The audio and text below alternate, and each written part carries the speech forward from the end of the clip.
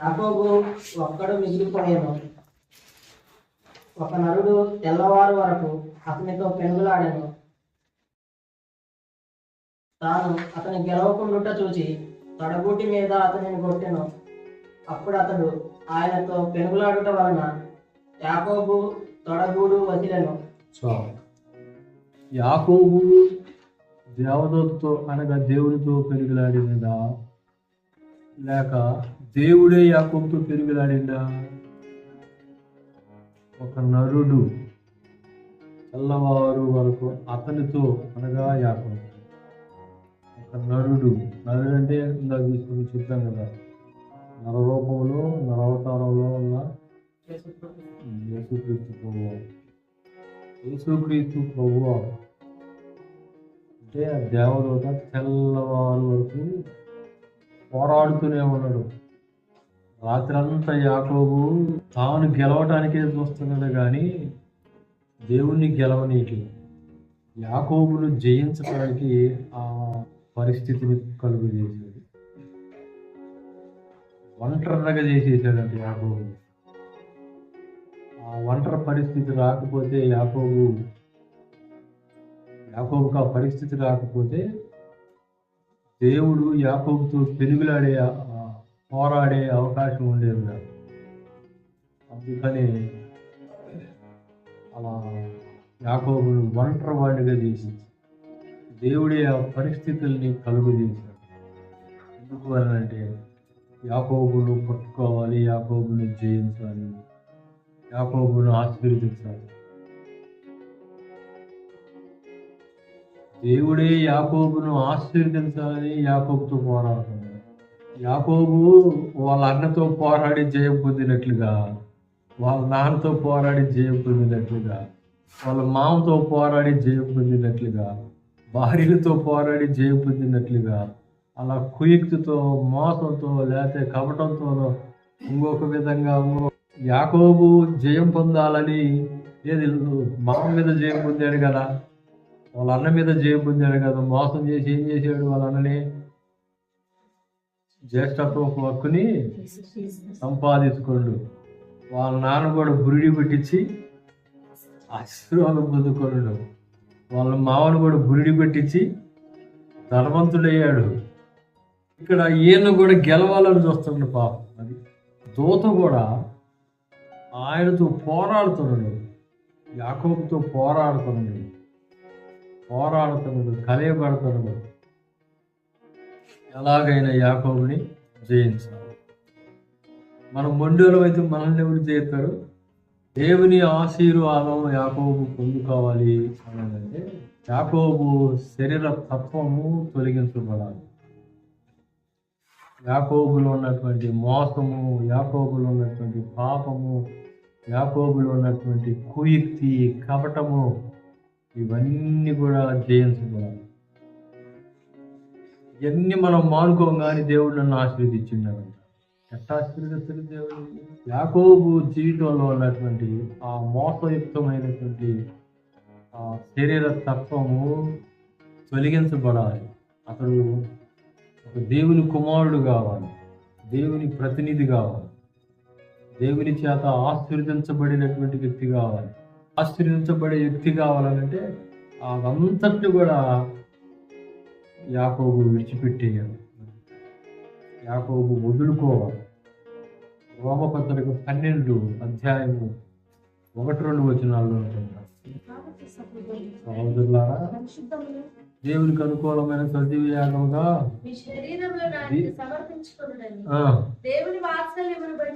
బతిమాలుతున్నాను, సేవ మీకు యుక్తమైంది.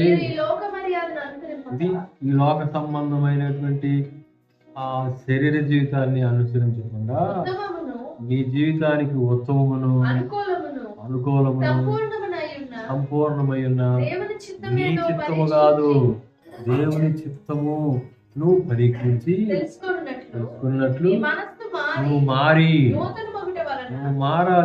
నువ్వు మారి నూతన పరచబడాలి. నీ మనసు మారి రూపాంతరపరచబడాలి.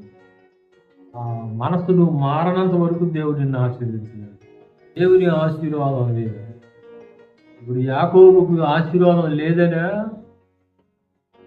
ఆశీర్వదించమని దేవుని అడుగుతుంది. యాకోబు అన్నాడు కదా, నేను ఈ చేతికర్రతో యోర్దాన్ని దాటాను, ఇప్పుడు నేను 2 గుంపులయ్యాను అని. విస్తారమైనటువంటి ఆస్తిని సంపాదించుకునే యాకోబు వాళ్ళ అన్నకిచ్చినటువంటి ఆ కానుకే కోట్ల రూపాయలు ఉంటుంది. ఏ తక్కువ అని, కావలసినంత ఉంది, కావలసినంత అంత ఆశీర్వాదం ఉంది. మరి ఇంకే ఆశీర్వాదం కావాలి యాకోబుకి? నన్ను ఆశీర్వదించమంటాడు. ఆ రాత్రంతా యాకోబుని మార్చడానికి, యాకోబుని దిద్దటానికి, యాకోబుని సరి చేయడానికి ఎంత పోరాడినా లోపడలేదు. నువ్వు మారాలి అని అంటే, నిన్ను మార్చే దేవుడితో నువ్వు సరి అయినటువంటి సహవాసం ఉంటే నువ్వు మార్చబడతావు.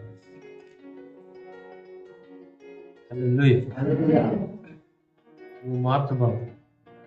యాకోబు సరి అయినటువంటి దేవునితో సహవాసం దొరికింది కాబట్టి 2 కాళ్ళు ఉన్నప్పుడు తన సహోదరుడైనటువంటి ఏశావు దగ్గరికి పోవడానికి వణికిండు, భయపడిండు, ప్రాణభయంతో. దేవుని సహాయం పొందుకున్నాడు కాబట్టి, దేవుడు తనతో ఉన్నాడని ధైర్యం ఉంది కాబట్టి కుట్టుకుంటూ పోయినట్టు ఒక కాలుతో ఏశావు దగ్గరికి.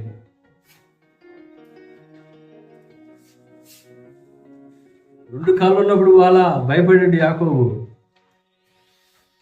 ఒక్క కాలు ఇరిగిపోయింది కదా, తొడగు వదిలిపోయింది కదా, కుట్టుకుంటూ పోయినట్ట. ఎవరి దగ్గరికి? నువ్వు నన్నేం చేస్తావు అన్నట్టు. సరే, రాత్రి ఒక ప్రశ్న, ఒక మాట ఏంది అని అంటే, దేవునికి లోబడు. అది దేవునికి లోబడు. అదే కదా ఉంది 25లో అనుకుంటాను. 25లో తాను గెలవకుండా చూసి పెంకి ఘటంగా ఉండొద్దు, మూర్ఖంగా ఉండొద్దు, చెప్తున్నా కూడా లెక్క చేయకుండా ఉండొద్దు. నీ పంతం నువ్వు నెగ్గించుకోవడానికి, నీ చిత్తాన్ని నువ్వు నెగ్గించుకోవడానికి, నీ ఆలోచన నువ్వు నెగ్గించుకోవడానికి ప్రయత్నం చేయి. అప్పుడు యాకోబు అన్నతో పోరాడినట్లుగా ఎంత కూడా నేను పోరాడుతాను అనుకున్నాడు. నాన్నతో పోరాడినట్లుగా ఎంత కూడా పోరాడుతాను అనుకున్నాడు. లాభాలతో పోరాడినట్లుగా ఎంత కూడా పోరాడుతాను అనుకున్నాడు. కానీ యాకోబు గెలవలేడు. యాకోబు ఆ శరీర తత్వాన్ని, ఆ పాపతత్వాన్ని తొలగించటానికి దేవుడు శరీర సంబంధి అయినటువంటి యాకోబును ఆత్మ సంబంధి అయిన ఇశ్రాయేలుగా మార్చడానికి, మోసగాడైన యాకోబును ఆత్మ సంబంధమైన ఇశ్రాయేలుగా. ఇశ్రాయేలు అని అంటే ఒక అర్థం ఉందంట, దేవుణ్ణి గెలవనివ్వండి. యాకోబు రాత్రంతా దేవుణ్ణి గెలవనిలా, తాను ఓడిపోయేటువంటి సమయం వచ్చింది. యాకోబు దేవునికి లోబడ్డాడు. అందుకనే యాకోబుని విరిచి ఇశ్రాయేలుగా చేసేసాడు, ఆశీర్వాదకారకునిగా చేశాడు. ఆ రాత్రి దేవుడు యాకోబు జీవితాన్ని దర్శించకపోతే యాకోబు లాభంలాగే ఉండేవాడు, యాకోబు ఏసేవలాగానే ఉండేవాడు, యాకోబు ఆదాంలాగానే ఉండేవాడు, యాకోబు కయీనులాగానే ఉండేవాడు, యాకోబు సాధారణమైనటువంటి మనుషుల్లాగే ఉండేవాడు. కానీ యాకోబును దేవుని కుమారునిగా దగ్గరికి వెళ్ళాడు. యాకోబు నా జ్యేష్ఠ కుమారుడు, నన్ను సేవించడానికి అతను పంపించు అంటాడు మోషే. యాకోబును ఇశ్రాయేలుగా చేయడానికి ఆ రాత్రి అంతా పెరుగులాడాడు, రాత్రంతా పోరాడకపోతే ఒక్క దేవుడు దర్శించినప్పుడు, అయ్యా ఇదిగో నా జీవితం సమస్తం నీకు అంకితం, సమస్తం అర్పించుకుంటున్నాను, నీ ఇష్టమయ్యా, నీ చిత్తమయ్యా, నీవు నన్ను పరిపాలించు, నన్ను ఏలుబడి చేయి, నన్ను నడిపించు, నాకు దేవుడిగా, తండ్రిగా, ప్రభువుగా ఉండయ్యా అని ఒక్క మాట అంటే తెల్లారిదాకా ఉండేది కాదు కదా, మండి ఘటం కదా యాకోబు. అందుకని ఒప్పుకోలేదు యాకోబు. ఎందుకు అంటే ఆ స్వభావాన్ని, ఆ తత్వాన్ని విడిచిపెట్టడానికి చాలా కష్టం. ఇప్పుడు ఎన్ని సంవత్సరాల నుండి దేవుడు మనతో పోరాడుతూ వస్తుండో, ఏమన్నా మనం ఒకసారేమో సొలిడుతూ, మళ్ళోసారేమో మళ్ళీ గట్టిగా ఉడుము పట్టుపడతాం మనం. నేను మారనంటే మారను. చేసేది ఎన్ని సంవత్సరాల నుంచి నీ జీవితంలో దేవునికి చోటీయకుండా సంపూర్ణంగా చోటీయకుండా సంపూర్ణంగా లోపడకుండా మనం జీవిస్తాం. ఎన్కౌంటర్ యాకోబుని విరిచినట్లుగా నన్ను కూడా విరిచి, నీ దానగా నీ వానగా నన్ను చేయను ఆయన, నీ ఆశీర్వాద కుమారునిగా కుమార్తెగా నన్ను చేయను. ఆత్మ సంబంధమైనటువంటి మీ బిడ్డగా నా జీవితాన్ని సంపూర్ణంగా మార్చు. లౌకిక ఆత్మ, లౌకిక జీవితం నాలో నుండి తొలగించు. పరిపూర్ణుడిగా నన్ను మార్చు. దీవెనికరమైనటువంటి వ్యక్తినిగా నన్ను, ఆశీర్వాదకరమైన వ్యక్తిగా నన్ను నేను కలిగి ఉండేటువంటి జీవితం నాకు అనుకుంది. కుయుక్తి, మోసం, కపటం, అబద్ధం, పాపం నీలో ఉన్నప్పుడు దేవుడు నీతో ఎలా ఉండగలడు, ఎలా ఇవ్వడగలడు? దేవుడు నాతో ఉన్నాడని మనం ఎలా అనుకుంటాం? అది యథార్థవంతులకు దేవుడు తోడుగా ఉంటాడు. కాబట్టి సంపూర్ణంగా మనం ఆయన చేతికి అప్పగించుకొని లోబడదాం. యాకోబుని ఇశ్రాయేలుగా మార్చిన దేవుడు నీ జీవితాన్ని కూడా మారుస్తాడు. నీ తత్వం, నీ శరీర తత్వం, శరీర స్వభావం, శాపగ్రస్తమైనటువంటి ఆ జీవితాన్ని విరిచేసి ఆశీర్వాదకరమైన వానిగా దానిగా మనల్ని చేస్తాడు. అందుకే ఆ రాత్రి యాకోబుని ధనం లేదని ఆశీర్వదించడానికి దేవుడు యాకోబు దగ్గరికి వచ్చింది. ఏశావు చేతిలో నుండి ప్రాణాన్ని రక్షించాలనుకుంటే దేవుడే దిగొచ్చి యాకోబు తెల్లారిదాకా పోరాడాలి. అందుకు కాదు ఆయన దిగొచ్చింది. లోక సంబంధి అయినటువంటి యాకోబును ఆయన సంబంధిగా మార్చాలి. మోసంతో కూడిన తత్వం కలిగినటువంటి యాకోబు జీవితాన్ని ఆశీర్వదించాలి. అందుకనే బిలాము అంటాడు, యాకోబులో మంత్రం లేదు. దూరం నుండి చూసి చెప్తాను యాకోబు గురించి. యాకోబులో మంత్రం లేదు, శకునం లేదు, లోక సంబంధమైనటువంటి ఏ దేవుడు యాకోబులో లేదు. ఇప్పుడు చెప్తున్నా మాట, ఇశ్రాయేలుగా మార్చబడిన తర్వాత యాకోబుని గురించి చెప్తూ బిలాము పలుకుతున్నటువంటి మాట. దేవుడు నిన్ను కూడా దర్శించాలనేది ఆయన ఆశ.